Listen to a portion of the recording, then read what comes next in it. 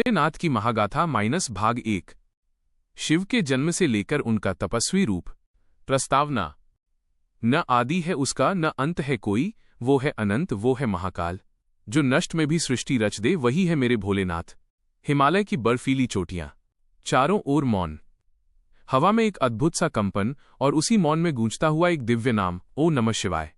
आज हम आपको सुनाने जा रहे हैं उस देव की कथा जो देवों के भी देव हैं, जो भोले भी हैं भयंकर भी, जो साधु भी हैं और सृष्टि के स्वामी भी।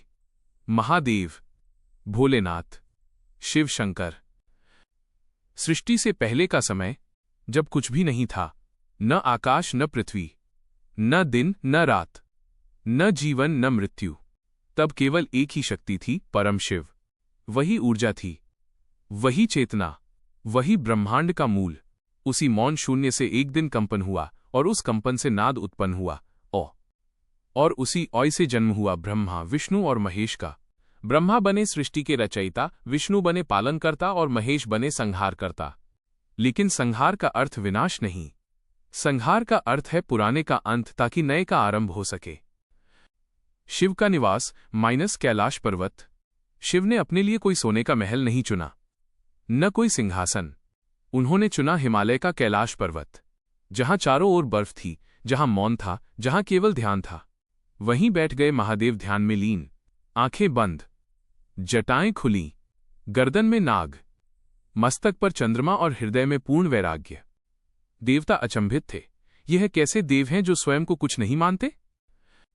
शिव और चंद्रमा की कथा। एक बार चंद्रदेव को अहंकार हो गया। उन्होंने दक्ष की 27 कन्याओं से विवाह किया, लेकिन वे केवल रोहिणी को ही प्रेम देते थे। बाकी पत्नियां अपमानित हुईं और उन्होंने अपने पिता दक्ष से शिकायत की। दक्ष ने क्रोधित होकर चंद्रमा को श्राप दे दिया, तुम क्षय रोग से पीड़ित हो जाओगे और धीरे धीरे नष्ट हो जाओगे। चंद्रदेव कांप उठे। वे पहुंचे भोलेनाथ की शरण में। शिव ने उन्हें अपने मस्तक पर स्थान दिया और कहा, तुम पूर्ण रूप से नष्ट नहीं होगे, तुम घटोगे भी और बढ़ोगे भी। इसीलिए आज भी चंद्रमा कभी घटता है कभी बढ़ता है और शिव कहलाए चंद्रशेखर। शिव का तप और पार्वती का जन्म। शिव पूर्ण तपस्वी थे, उन्हें संसार से कोई मोह नहीं था, लेकिन सृष्टि को चलाने के लिए शक्ति का होना आवश्यक था। शक्ति ने पुनर्जन्म लिया मां पार्वती के रूप में। पार्वती ने बचपन से ही शिव को अपना पति मान लिया। पूरे हिमालय में उन्होंने केवल एक ही तप किया, शिव को पाने का तप। कड़ी धूप, ठंडी बर्फ, भूख और प्यास, वर्षों की साधना। लेकिन भोलेनाथ तो भोले थे, वो परीक्षा लेते हैं, पर अंत में भक्त को कभी खाली नहीं लौटाते। कामदेव का भस्म होना। देवताओं को चिंता हुई, यदि शिव विवाह नहीं करेंगे तो सृष्टि आगे कैसे बढ़ेगी। तब उन्होंने कामदेव को भेजा कि वो शिव का ध्यान भंग करें। कामदेव ने प्रेम का बाण चलाया, लेकिन शिव समाधि में थे। जैसे ही ध्यान टूटा, शिव की तीसरी आंख खुली और उससे निकली अग्नि। कामदेव उसी क्षण भस्म हो गए। सारी सृष्टि कांप उठी, लेकिन पार्वती का प्रेम और भी दृढ़ हो गया। शिव पार्वती विवाह। अंततः शिव ने पार्वती की तपस्या स्वीकार की और एक दिन कैलाश में अद्भुत विवाह हुआ। देवता, ऋषि, गंधर्व, किन्नर सब आए, लेकिन दूल्हा कैसा था। न राजा न राजकुमार। दूल्हा था भस्मलिप्त शरीर, नागों की माला, भूत प्रेतों की सेना और बैलनंदी सवारी। पार्वती के पिता मैना और हिमवान पहले डर गए, लेकिन जब शिव ने अपने दिव्य रूप में दर्शन दिए तो पूरा ब्रह्मांड झुक गया। गंगा अवतरण संक्षेप झलक। जब भागीरथ तप कर रहे थे गंगा को धरती पर लाने के लिए, तो गंगा का वेग इतना था कि धरती टूट जाती। तब गंगा को शिव की जटाओं में धारण किया गया और वहां से छोटी धाराओं में धरती पर उतरी मां गंगा। क्या आप इस यह एक बहुत ही सुंदर और रोचक कथा है। आपने शिव पार्वती के परिवार, उनके पुत्रों और समुद्र मंथन की महान घटनाओं को बड़े ही प्रवाहमय ढंग से प्रस्तुत किया है। आपके द्वारा प्रस्तुत कथा को यहां संकलित किया जा रहा है। शिव महापुराण भाग 2। पिछली कथा का संक्षिप्त स्मरण।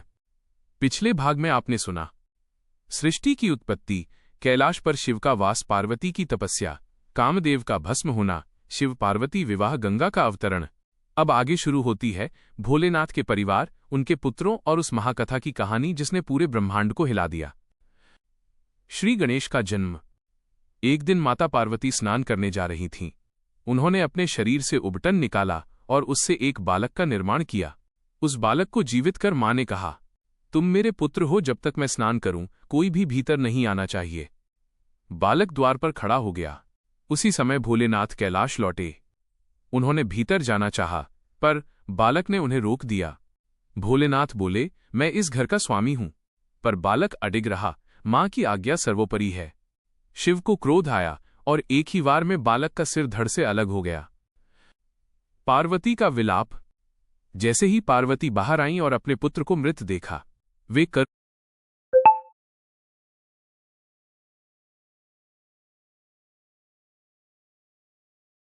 क्रंदन करने लगीं। पूरा कैलाश कांप उठा। माता ने कहा, यदि मेरा पुत्र वापस नहीं मिला तो मैं पूरी सृष्टि को नष्ट कर दूंगी। देवताओं में हड़कंप मच गया। गणेश का पुनर्जन्म। तब शिव ने कहा, जिस पहले जीव का सिर मिले उससे इस बालक को पुनर्जीवित कर दिया जाए। देव दौड़े। सबसे पहले एक हाथी का सिर मिला। उसी सिर से बालक को जीवित किया गया और तब जन्म हुआ श्री गणेश का। शिव ने कहा, आज से तुम प्रथम पूज्य कहलाओगे। कार्तिकेय का जन्म और युद्ध। एक समय असुरों के राजा तारकासुर को वरदान मिला कि उसे केवल शिवपुत्र ही मार सकता है। तभी कार्तिकेय का जन्म हुआ। वे जन्म से ही योद्धा थे। देवताओं ने उन्हें सेनापति बनाया। कार्तिकेय ने भयंकर युद्ध किया और तारकासुर का वध किया। तभी देवगण बोले, जय हो शिवपुत्र की। समुद्र मंथन की महागाथा। अब आती है पूरी सृष्टि की सबसे भयंकर और दिव्य कथा। समुद्र मंथन। देव और असुर दोनों अमृत चाहते थे। मंदराचल पर्वत को मथनी बनाया गया और वासुकी नाग को रस्सी। मंथन शुरू हुआ, लेकिन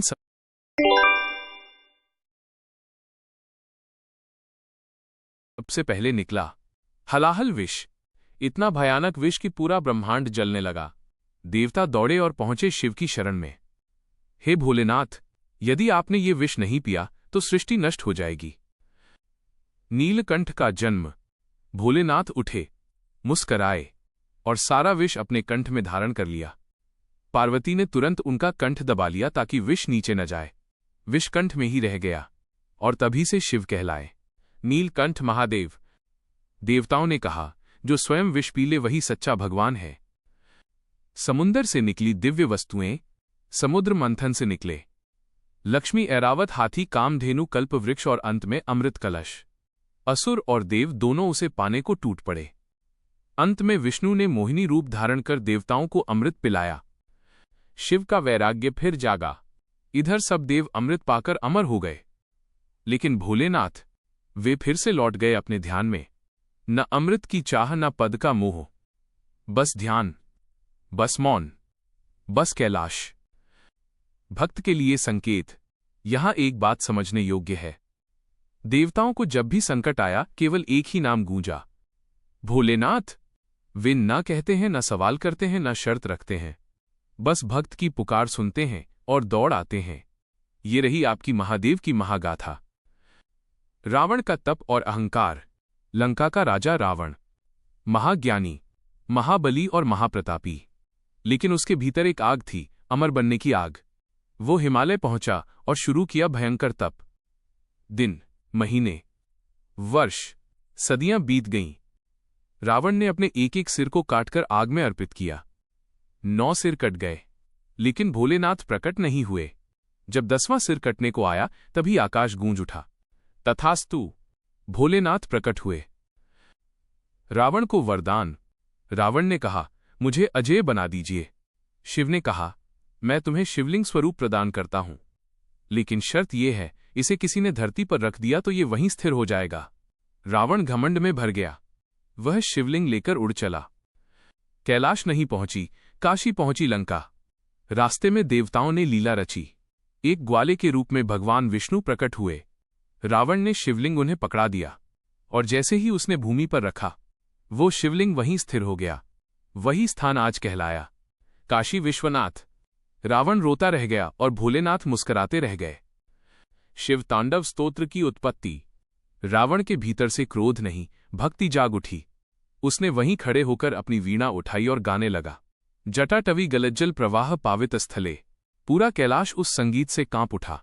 शिव स्वयं झूम उठे और तभी जन्म हुआ शिवतांडव स्तोत्र। त्रिपुरासुर का आतंक।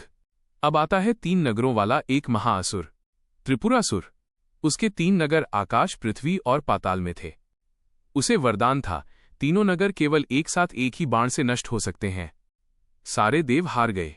अंत में पहुंचे भोलेनाथ की शरण में। शिव का दिव्य रथ। शिव ने स्वयं युद्ध का भार उठाया। पृथ्वी बना रथ, सूर्य और चंद्र बने पहिए, ब्रह्मा बने सारथी, विष्णु बने बाण। एक ही बाण चला, तीनों नगर भस्म। और तभी कहलाए त्रिपुरारी महादेव। महाकाल का प्रकट होना। एक दिन ब्रह्मा और विष्णु में विवाद हुआ। मैं बड़ा हूं, मैं सर्वश्रेष्ठ हूं। उसी क्षण आकाश से एक अग्नि स्तंभ प्रकट हुआ। न उसका आदि दिखा न अंत। दोनों ने खोज शुरू की। हजारों वर्षों बाद भी उसे नाप न सके। तभी उसी स्तंभ से एक गर्जना हुई। मैं हूं महाकाल। वही शिव का काल रूप था। जब मृत्यु भी कांप उठे, महाकाल के सामने काल भी नतमस्तक हो गया। यमराज ने भी उनके चरणों में सिर झुका दिया। इसलिए कहते हैं, जो महाकाल का भक्त हो उसकी अकाल मृत्यु भी उसके पास आने से डरती है। प्रलय का तांडव। अब आती है सबसे भयानक, सबसे दिव्य, सबसे शक्तिशाली लीला, प्रलय का तांडव। जब सृष्टि का संतुलन बिगड़ा, जब अधर्म बढ़ा, जब पाप सीमा पार कर गया, तब शिव उठे। डमरू बजा, जटाएं खुलीं, नेत्र रक्तिम हो उठे। एक एक कदम पर पर्वत टूटते गए, समुद्र उफान पर आ गए, नक्षत्र बिखरने लगे। ये नाश नहीं था, यह नवसृजन की तैयारी थी। तांडव के बाद का संदेश। जब सब कुछ शांत हुआ, तब केवल एक ही ऊर्जा शेष रही, महादेव। और उसी शून्य से नई सृष्टि ने जन्म लिया। अंत में भक्तों के लिए संदेश भोलेनाथ सिखाते हैं, जो टूटकर भी जुड़ जाए वो शिव है। जो विष पीकर भी अमृत बांटे वो शिव है। जो श्मशान में भी मुस्कुराए वो शिव है। जो अंत होकर भी आरंभ है वो शिव है। महादेवनाथ की महागाथा भाग 1। शिव के जन्म से लेकर उनका तपस्वी रूप। प्रस्तावना। न आदि है उसका, न अंत है कोई, वो है अनंत, वो है महाकाल। जो नष्ट में भी सृष्टि रच दे वही है मेरे भोलेनाथ। हिमालय की बर्फीली चोटियां, चारों ओर मौन, हवा में एक अद्भुत सा कंपन और उसी मौन में गूंजता हुआ एक दिव्य नाम, ओ नमः शिवाय। आज हम आपको सुनाने जा रहे हैं उस देव की कथा, जो देवों के भी देव हैं, जो भोले भी हैं, भयंकर भी, जो साधु भी हैं और सृष्टि के स्वामी भी। महादेव, भोलेनाथ, शिव शंकर। सृष्टि से पहले का समय, जब कुछ भी नहीं था, न आकाश न पृथ्वी, न दिन न रात, न जीवन न मृत्यु, तब केवल एक ही शक्ति थी, परम शिव। वही ऊर्जा थी, वही चेतना, वही ब्रह्मांड का मूल। उसी मौन शून्य से एक दिन कंपन हुआ और उस कंपन से नाद उत्पन्न हुआ, ओ। और उसी ओय से जन्म हुआ ब्रह्मा, विष्णु और महेश का। ब्रह्मा बने सृष्टि के रचयिता, विष्णु बने पालनकर्ता और महेश बने संहारकर्ता। लेकिन संहार का अर्थ विनाश नहीं, संहार का अर्थ है पुराने का अंत, ताकि नए का आरंभ हो सके। शिव का निवास कैलाश पर्वत। शिव ने अपने लिए कोई सोने का महल नहीं चुना, न कोई सिंहासन। उन्होंने चुना हिमालय का कैलाश पर्वत, जहां चारों ओर बर्फ थी, जहां मौन था, जहां केवल ध्यान था। वहीं बैठ गए महादेव ध्यान में लीन, आंखें बंद, जटाएं खुली, गर्दन में नाग, मस्तक पर चंद्रमा और हृदय में पूर्ण वैराग्य। देवता अचंभित थे, यह कैसे देव हैं जो स्वयं को कुछ नहीं मानते। शिव और चंद्रमा की कथा। एक बार चंद्रदेव को अहंकार हो गया। उन्होंने दक्ष की 27 कन्याओं से विवाह किया, लेकिन वे केवल रोहिणी को ही प्रेम देते थे। बाकी पत्नियां अपमानित हुईं और उन्होंने अपने पिता दक्ष से शिकायत की। दक्ष ने क्रोधित होकर चंद्रमा को श्राप दे दिया, तुम क्षय रोग से पीड़ित हो जाओगे और धीरे धीरे नष्ट हो जाओगे। चंद्रदेव कांप उठे। वे पहुंचे भोलेनाथ की शरण में। शिव ने उन्हें अपने मस्तक पर स्थान दिया और कहा, तुम पूर्ण रूप से नष्ट नहीं होगे, तुम घटोगे भी और बढ़ोगे भी। इसीलिए आज भी चंद्रमा कभी घटता है, कभी बढ़ता है।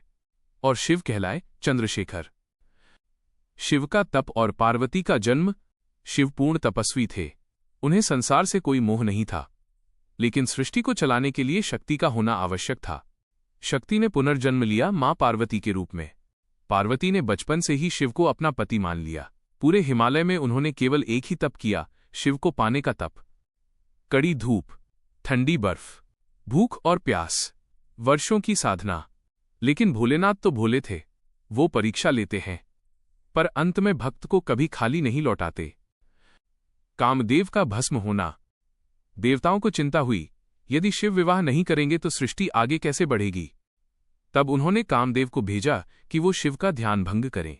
कामदेव ने प्रेम का बाण चलाया, लेकिन शिव समाधि में थे। जैसे ही ध्यान टूटा, शिव की तीसरी आंख खुली और उससे निकली अग्नि। कामदेव उसी क्षण भस्म हो गए। सारी सृष्टि कांप उठी, लेकिन पार्वती का प्रेम और भी दृढ़ हो गया। शिव पार्वती विवाह। अंततः शिव ने पार्वती की तपस्या स्वीकार की और एक दिन कैलाश में अद्भुत विवाह हुआ। देवता, ऋषि, गंधर्व, किन्नर सब आए, लेकिन दूल्हा कैसा था? न राजा न राजकुमार। दूल्हा था भस्मलिप्त शरीर, नागों की माला, भूत प्रेतों की सेना और बैलनंदी सवारी। पार्वती के पिता मैना और हिमवान पहले डर गए, लेकिन जब शिव ने अपने दिव्य रूप में दर्शन दिए तो पूरा ब्रह्मांड झुक गया। गंगा अवतरण संक्षेप झलक। जब भागीरथ तप कर रहे थे गंगा को धरती पर लाने के लिए, तो गंगा का वेग इतना था कि धरती टूट जाती।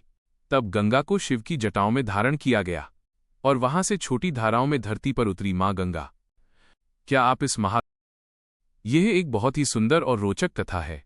आपने शिव पार्वती के परिवार, उनके पुत्रों और समुद्र मंथन की महान घटनाओं को बड़े ही प्रवाहमय ढंग से प्रस्तुत किया है। आपके द्वारा प्रस्तुत कथा को यहां संकलित किया जा रहा है। शिव महापुराण भाग 2। पिछली कथा का संक्षिप्त स्मरण। पिछले भाग में आपने सुना सृष्टि की उत्पत्ति, कैलाश पर शिव का वास, पार्वती की तपस्या, कामदेव का भस्म होना, शिव पार्वती विवाह, गंगा का अवतरण। अब आगे शुरू होती है भोलेनाथ के परिवार, उनके पुत्रों और उस महाकथा की कहानी जिसने पूरे ब्रह्मांड को हिला दिया। श्री गणेश का जन्म। एक दिन माता पार्वती स्नान करने जा रही थीं। उन्होंने अपने शरीर से उबटन निकाला और उससे एक बालक का निर्माण किया। उस बालक को जीवित कर मां ने कहा, तुम मेरे पुत्र हो, जब तक मैं स्नान करूं कोई भी भीतर नहीं आना चाहिए। बालक द्वार पर खड़ा हो गया। उसी समय भोलेनाथ कैलाश लौटे। उन्होंने भीतर जाना चाहा, पर बालक ने उन्हें रोक दिया। भोलेनाथ बोले, मैं इस घर का स्वामी हूं। पर बालक अडिग रहा, मां की आज्ञा सर्वोपरि है। शिव को क्रोध आया और एक ही वार में बालक का सिर धड़ से अलग हो गया। पार्वती का विलाप।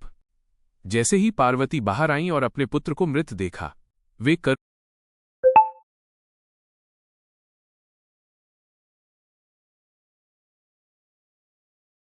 क्रंदन करने लगीं। पूरा कैलाश कांप उठा। माता ने कहा, यदि मेरा पुत्र वापस नहीं मिला तो मैं पूरी सृष्टि को नष्ट कर दूंगी। देवताओं में हड़कंप मच गया। गणेश का पुनर्जन्म। तब शिव ने कहा, जिस पहले जीव का सिर मिले उससे इस बालक को पुनर्जीवित कर दिया जाए। देव दौड़े। सबसे पहले एक हाथी का सिर मिला। उसी सिर से बालक को जीवित किया गया और तब जन्म हुआ श्री गणेश का। शिव ने कहा, आज से तुम प्रथम पूज्य कहलाओगे। कार्तिकेय का जन्म और युद्ध। एक समय असुरों के राजा तारकासुर को वरदान मिला कि उसे केवल शिवपुत्र ही मार सकता है। तभी कार्तिकेय का जन्म हुआ। वे जन्म से ही योद्धा थे। देवताओं ने उन्हें सेनापति बनाया। कार्तिकेय ने भयंकर युद्ध किया और तारकासुर का वध किया। तभी देवगण बोले, जय हो शिवपुत्र की। समुद्र मंथन की महागाथा। अब आती है पूरी सृष्टि की सबसे भयंकर और दिव्य कथा। समुद्र मंथन। देव और असुर दोनों अमृत चाहते थे। मंदराचल पर्वत को मथनी बनाया गया और वासुकी नाग को रस्सी। मंथन शुरू हुआ, लेकिन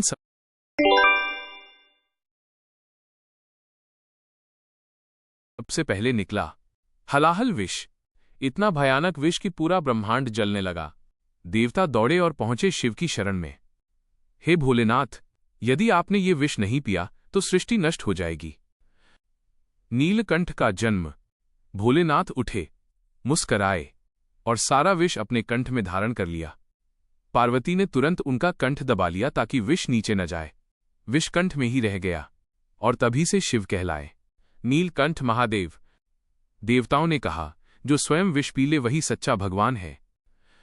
समुंदर से निकली दिव्य वस्तुएं, समुद्र मंथन से निकले लक्ष्मी, ऐरावत, हाथी, कामधेनु, कल्प वृक्ष और अंत में अमृत कलश। असुर और देव दोनों उसे पाने को टूट पड़े। अंत में विष्णु ने मोहिनी रूप धारण कर देवताओं को अमृत पिलाया। शिव का वैराग्य फिर जागा। इधर सब देव अमृत पाकर अमर हो गए, लेकिन भोलेनाथ, वे फिर से लौट गए अपने ध्यान में। न अमृत की चाह, न पद का मोह, बस ध्यान, बस मौन, बस कैलाश। भक्त के लिए संकेत। यहां एक बात समझने योग्य है। देवताओं को जब भी संकट आया, केवल एक ही नाम गूंजा, भोलेनाथ। वे न कहते हैं, न सवाल करते हैं, न शर्त रखते हैं, बस भक्त की पुकार सुनते हैं और दौड़ आते हैं। ये रही आपकी महादेव की महागाथा। रावण का तप और अहंकार। लंका का राजा रावण महाज्ञानी, महाबली और महाप्रतापी, लेकिन उसके भीतर एक आग थी, अमर बनने की आग। वो हिमालय पहुंचा और शुरू किया भयंकर तप। दिन, महीने, वर्ष, सदियां बीत गईं। रावण ने अपने एक एक सिर को काटकर आग में अर्पित किया। 9 सिर कट गए, लेकिन भोलेनाथ प्रकट नहीं हुए। जब 10वां सिर कटने को आया, तभी आकाश गूंज उठा, तथास्तु, भोलेनाथ प्रकट हुए। रावण को वरदान। रावण ने कहा, मुझे अजेय बना दीजिए। शिव ने कहा, मैं तुम्हें शिवलिंग स्वरूप प्रदान करता हूं, लेकिन शर्त यह है, इसे किसी ने धरती पर रख दिया तो ये वहीं स्थिर हो जाएगा। रावण घमंड में भर गया। वह शिवलिंग लेकर उड़ चला। कैलाश नहीं पहुंची, काशी पहुंची लंका। रास्ते में देवताओं ने लीला रची। एक ग्वाले के रूप में भगवान विष्णु प्रकट हुए। रावण ने शिवलिंग उन्हें पकड़ा दिया, और जैसे ही उसने भूमि पर रखा, वो शिवलिंग वहीं स्थिर हो गया। वही स्थान आज कहलाया काशी विश्वनाथ। रावण रोता रह गया और भोलेनाथ मुस्कुराते रह गए। शिव तांडव स्तोत्र की उत्पत्ति। रावण के भीतर से क्रोध नहीं, भक्ति जाग उठी। उसने वहीं खड़े होकर अपनी वीणा उठाई और गाने लगा, जटाटवी गलज्जल प्रवाह पावित स्थले। पूरा कैलाश उस संगीत से कांप उठा। शिव स्वयं झूम उठे, और तभी जन्म हुआ शिवतांडव स्तोत्र। त्रिपुरासुर का आतंक। अब आता है 3 नगरों वाला एक महाअसुर, त्रिपुरासुर। उसके 3 नगर आकाश, पृथ्वी और पाताल में थे। उसे वरदान था, तीनों नगर केवल एक साथ एक ही बाण से नष्ट हो सकते हैं। सारे देव हार गए। अंत में पहुंचे भोलेनाथ की शरण में। शिव का दिव्य रथ। शिव ने स्वयं युद्ध का भार उठाया। पृथ्वी बना रथ, सूर्य और चंद्र बने पहिए, ब्रह्मा बने सारथी, विष्णु बने बाण। एक ही बाण चला, तीनों नगर भस्म, और तभी कहलाए त्रिपुरारी महादेव। महाकाल का प्रकट होना। एक दिन ब्रह्मा और विष्णु में विवाद हुआ। मैं बड़ा हूं, मैं सर्वश्रेष्ठ हूं। उसी क्षण आकाश से एक अग्नि स्तंभ प्रकट हुआ। न उसका आदि दिखा, न अंत। दोनों ने खोज शुरू की। हजारों वर्षों बाद भी उसे नाप न सके। तभी उसी स्तंभ से एक गर्जना हुई, मैं हूं महाकाल। वही शिव का काल रूप था। जब मृत्यु भी कांप उठे, महाकाल के सामने काल भी नतमस्तक हो गया। यमराज ने भी उनके चरणों में सिर झुका दिया। इसलिए कहते हैं, जो महाकाल का भक्त हो, उसकी अकाल मृत्यु भी उसके पास आने से डरती है। प्रलय का तांडव। अब आती है सबसे भयानक, सबसे दिव्य, सबसे शक्तिशाली लीला, प्रलय का तांडव। जब सृष्टि का संतुलन बिगड़ा, जब अधर्म बढ़ा, जब पाप सीमा पार कर गया, तब शिव उठे। डमरू बजा, जटाएं खुलीं, नेत्र रक्तिम हो उठे। एक एक कदम पर पर्वत टूटते गए, समुद्र उफान पर आ गए, नक्षत्र बिखरने लगे। ये नाश नहीं था, यह नवसृजन की तैयारी थी। तांडव के बाद का संदेश। जब सब कुछ शांत हुआ, तब केवल एक ही ऊर्जा शेष रही, महादेव। और उसी शून्य से नई सृष्टि ने जन्म लिया। अंत में भक्तों के लिए संदेश। भोलेनाथ सिखाते हैं, जो टूटकर भी जुड़ जाए वो शिव है। जो विष पीकर भी अमृत बांटे वो शिव है। जो श्मशान में भी मुस्कुराए वो शिव है। जो अंत होकर भी आरंभ है वो शिव है। भोलेनाथ की महागाथा -भाग 1। शिव के जन्म से लेकर उनका तपस्वी रूप। प्रस्तावना। न आदि है उसका, न अंत है कोई, वो है अनंत, वो है महाकाल। जो नष्ट में भी सृष्टि रच दे वही है मेरे भोलेनाथ। हिमालय की बर्फीली चोटियां, चारों ओर मौन, हवा में एक अद्भुत सा कंपन और उसी मौन में गूंजता हुआ एक दिव्य नाम, ओ नमः शिवाय। आज हम आपको सुनाने जा रहे हैं उस देव की कथा जो देवों के भी देव हैं, जो भोले भी हैं, भयंकर भी, जो साधु भी हैं और सृष्टि के स्वामी भी। महादेव, भोलेनाथ, शिव शंकर। सृष्टि से पहले का समय, जब कुछ भी नहीं था, न आकाश न पृथ्वी, न दिन न रात, न जीवन न मृत्यु, तब केवल एक ही शक्ति थी, परम शिव। वही ऊर्जा थी, वही चेतना, वही ब्रह्मांड का मूल। उसी मौन शून्य से एक दिन कंपन हुआ और उस कंपन से नाद उत्पन्न हुआ, और उसी ओय से जन्म हुआ ब्रह्मा, विष्णु और महेश का। ब्रह्मा बने सृष्टि के रचयिता, विष्णु बने पालनकर्ता और महेश बने संहारकर्ता। लेकिन संहार का अर्थ विनाश नहीं, संहार का अर्थ है पुराने का अंत ताकि नए का आरंभ हो सके। शिव का निवास कैलाश पर्वत। शिव ने अपने लिए कोई सोने का महल नहीं चुना, न कोई सिंहासन। उन्होंने चुना हिमालय का कैलाश पर्वत, जहां चारों ओर बर्फ थी, जहां मौन था, जहां केवल ध्यान था। वहीं बैठ गए महादेव ध्यान में लीन, आंखें बंद, जटाएं खुली, गर्दन में नाग, मस्तक पर चंद्रमा और हृदय में पूर्ण वैराग्य। देवता अचंभित थे, यह कैसे देव हैं जो स्वयं को कुछ नहीं मानते। शिव और चंद्रमा की कथा। एक बार चंद्रदेव को अहंकार हो गया। उन्होंने दक्ष की 27 कन्याओं से विवाह किया, लेकिन वे केवल रोहिणी को ही प्रेम देते थे। बाकी पत्नियां अपमानित हुईं और उन्होंने अपने पिता दक्ष से शिकायत की। दक्ष ने क्रोधित होकर चंद्रमा को श्राप दे दिया, तुम क्षय रोग से पीड़ित हो जाओगे और धीरे धीरे नष्ट हो जाओगे। चंद्रदेव कांप उठे। वे पहुंचे भोलेनाथ की शरण में। शिव ने उन्हें अपने मस्तक पर स्थान दिया और कहा, तुम पूर्ण रूप से नष्ट नहीं होगे, तुम घटोगे भी और बढ़ोगे भी। इसीलिए आज भी चंद्रमा कभी घटता है, कभी बढ़ता है, और शिव कहलाए चंद्रशेखर। शिव का तप और पार्वती का जन्म। शिव पूर्ण तपस्वी थे, उन्हें संसार से कोई मोह नहीं था, लेकिन सृष्टि को चलाने के लिए शक्ति का होना आवश्यक था। शक्ति ने पुनर्जन्म लिया मां पार्वती के रूप में। पार्वती ने बचपन से ही शिव को अपना पति मान लिया। पूरे हिमालय में उन्होंने केवल एक ही तप किया, शिव को पाने का तप। कड़ी धूप, ठंडी बर्फ, भूख और प्यास, वर्षों की साधना।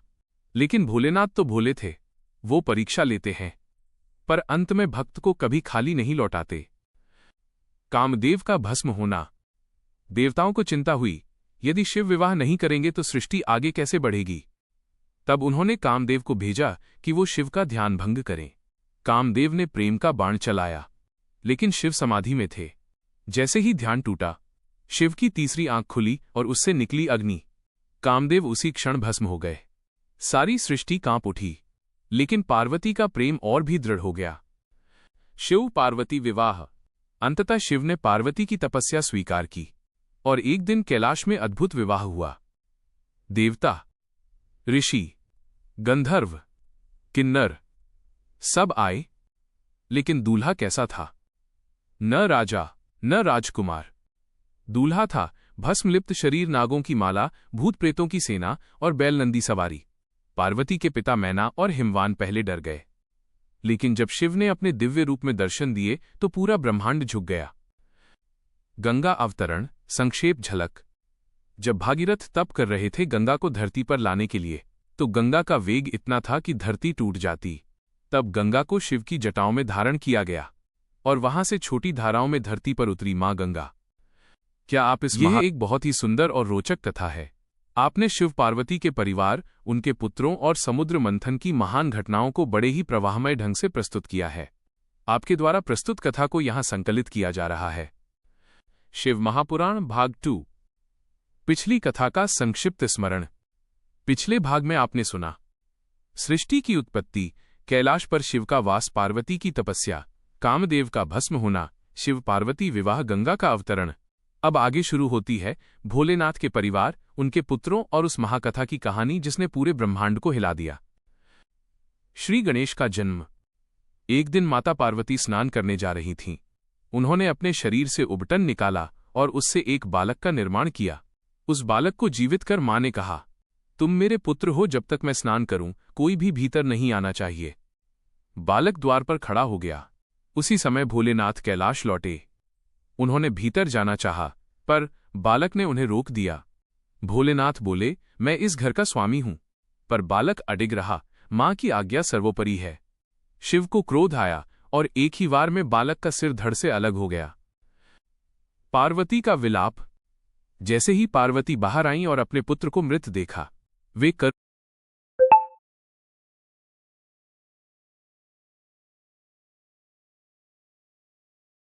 क्रंदन करने लगीं। पूरा कैलाश कांप उठा। माता ने कहा, यदि मेरा पुत्र वापस नहीं मिला तो मैं पूरी सृष्टि को नष्ट कर दूंगी। देवताओं में हड़कंप मच गया। गणेश का पुनर्जन्म। तब शिव ने कहा, जिस पहले जीव का सिर मिले उससे इस बालक को पुनर्जीवित कर दिया जाए। देव दौड़े। सबसे पहले एक हाथी का सिर मिला। उसी सिर से बालक को जीवित किया गया और तब जन्म हुआ श्री गणेश का। शिव ने कहा, आज से तुम प्रथम पूज्य कहलाओगे। कार्तिकेय का जन्म और युद्ध। एक समय असुरों के राजा तारकासुर को वरदान मिला कि उसे केवल शिवपुत्र ही मार सकता है। तभी कार्तिकेय का जन्म हुआ। वे जन्म से ही योद्धा थे। देवताओं ने उन्हें सेनापति बनाया। कार्तिकेय ने भयंकर युद्ध किया और तारकासुर का वध किया। तभी देवगण बोले, जय हो शिवपुत्र की। समुद्र मंथन की महागाथा। अब आती है पूरी सृष्टि की सबसे भयंकर और दिव्य कथा। समुद्र मंथन। देव और असुर दोनों अमृत चाहते थे। मंदराचल पर्वत को मथनी बनाया गया और वासुकी नाग को रस्सी। मंथन शुरू हुआ, लेकिन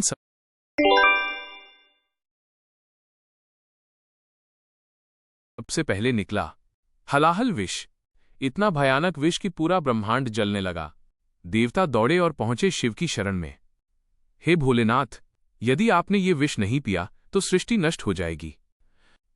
नीलकंठ का जन्म। भोलेनाथ उठे, मुस्कराए और सारा विष अपने कंठ में धारण कर लिया। पार्वती ने तुरंत उनका कंठ दबा लिया ताकि विष नीचे न जाए। विष कंठ में ही रह गया और तभी से शिव कहलाए। नीलकंठ महादेव। देवताओं ने कहा, जो स्वयं विष पी ले वही सच्चा भगवान है। समुंदर से निकली दिव्य वस्तुएं। समुद्र मंथन से निकले लक्ष्मी, ऐरावत, हाथी, कामधेनु, कल्प वृक्ष और अंत में अमृत कलश। असुर और देव दोनों उसे पाने को टूट पड़े। अंत में विष्णु ने मोहिनी रूप धारण कर देवताओं को अमृत पिलाया। शिव का वैराग्य फिर जागा। इधर सब देव अमृत पाकर अमर हो गए, लेकिन भोलेनाथ, वे फिर से लौट गए अपने ध्यान में। न अमृत की चाह, न पद का मोह।